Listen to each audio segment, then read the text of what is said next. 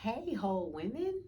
This is Pastor Shannon, and I am doing my book club check in. So, have you been reading your book, Find Your People? That was our book for the last couple, probably the last couple months since the beginning of the year. So, I'm going to give you an excerpt that really resonated with me, and I want to hear your thoughts on it. So, this is chapter 9, and it's called Committed. So, I'm going to be reading through this really quick, but I just want to hear what your thoughts are on this as we prepare for our pajama jam on Friday. I don't want you to forget about this book club because this is important. Okay, so I'm gonna read some of this, and then I'm be talking, but I'm gonna read. I'm going fast. Okay, so chapter 9 is about committed. This is in the book Find Your People.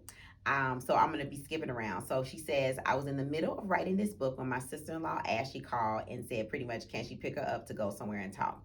She said, I assumed something difficult was happening in her life, and I said, of course, yes.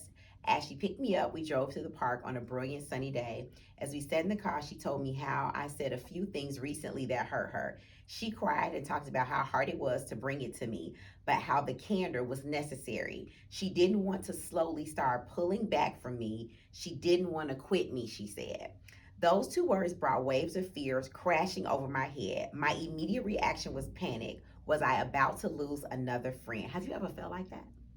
And one who was a family member. Shame came in and stayed. What have I done? I keep hurting people. Apparently, I hurt people without even realizing it, and most often, it is the people closest to me who I love the most. I was already knee deep in writing this book, and had I learned nothing, here I was telling you to find your people, even as I was losing mine. I breathed in and out. I listened. I waited. Ashley and I both faced a choice as we sat in the car on this beautiful day. We could self protect, we could blame, we could pull back, even walk away, or we could fight. Fight it out, fight for each other, fight to understand, and fight to stay. After she laid out all her hurts and everything she was feeling, Ashley said, I'm staying. This is me fighting for us. Ooh, is that not deep? She said, this is me fighting for us. Conflict is sometimes a person choosing to fight for you instead of walking away, checking out. And that's also something you and I should consider. So I want to hear your thoughts on that. Okay, so here we go. So she was in her feelings for a while, but at the bottom of here, I thought this was significant. Conflict should make friendships and not break them if we don't run. Have you ever found yourself running? Just talk about it in the chat. I want to hear from you. Have you ever found yourself running after conflict, feeling like I should just go? This is not working. That's the moment to fight for the relationship. Conflict should make friendships, not break them. So then, long story short, they checked back in with each other later. The next thing her sister-in-law said was pure magic. She said Ashley gave me two super easy, simple ways that I could love her well. Things that were specific to her needs in our relationship. In that moment, I realized I didn't need to quit. I didn't need to spiral to fear, and I didn't need to self-protect. I needed to grow. Say la vie. Isn't that something? She said she felt like she needed to grow.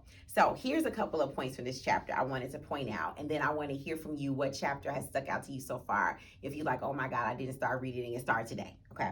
So one of the things she said was, she was talking through, she said, I made no secret that I view this book at least partly as an experiment in which you play an active role. I dream of you and others taking these pictures from millennia of village life and applying them in your apartment complexes, your suburban neighborhoods, in your dorms at urban townhomes. I picture you opening doors to new friends, gathering by fires, asking better questions, sharpening others and being sharpened by them, and picking up a mission with the few people you love. I even picture you fighting.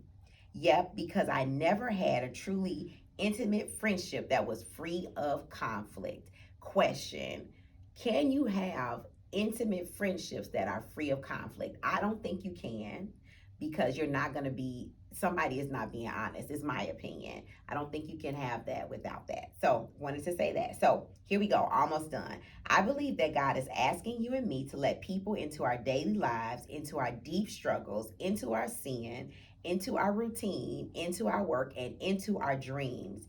Encourage one another to build each other up, bear one another's burdens, comfort one another, exhort one another every day, confess your sins to one another, and forgive one another.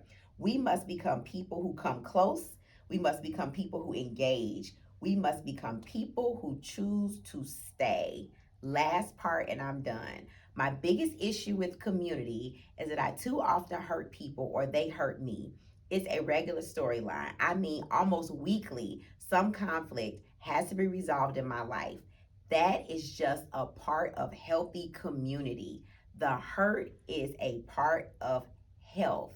It's weird to think about, but it's true. Chapter 9 is deep. I'm telling you, it almost pushed me to flaming hot, but it was good. What are you all's thoughts about this month and Find Your People? Let me know. I want to hear from you in the comments.